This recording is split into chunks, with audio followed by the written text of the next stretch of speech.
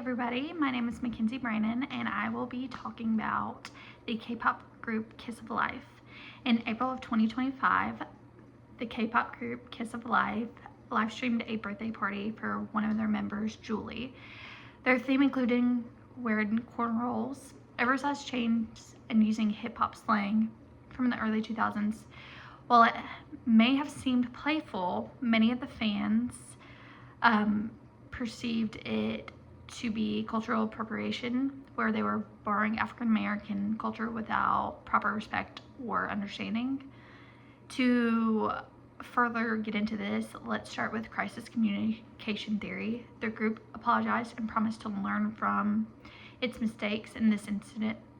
That's a very important step, but the theory reminds us that communication during a crisis needs to go beyond just words.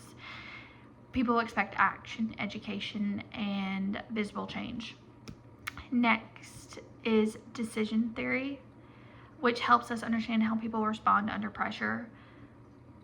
Faced with fast-acting backlash from the media and the public, Kiss of Life's team made a quick choice to apologize, but meaningful decisions should also be long-term consequences, like how they rebuild our trust and prevent future mistakes.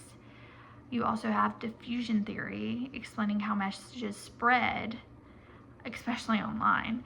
The controversy moved quickly through fan communities, social media, and the press. That's why the response needed to be fast, clear, and shared across multiple platforms to reach everybody that was affected. And then you also have image restoration theory, which focuses on repairing public reputation. The group used the strategy of mortification, admitting wrongdoing, and seeking forgiveness.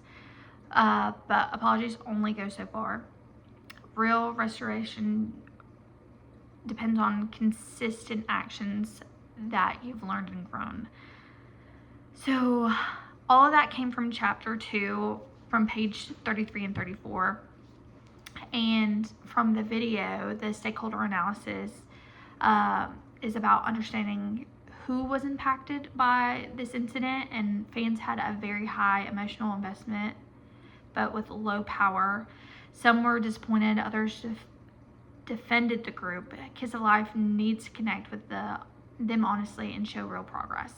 And then you also had cultural critics and activists that had a very high interest and influence with this group. Collaborating with them and seeking education would demonstrate accountability, and just to the general public who has low interest and power but shaped broader perception. Monitoring is always key, because you never know when it could resurge or come back up again, and you always want to have a contingency plan when it comes to that aspect of it. And then you also have your management and label, which have high power, guiding decisions behind the scenes. They lead cultural awareness moving forward. They're really more about the numbers and what you're producing behind it, because at the end of the day, they could always drop you.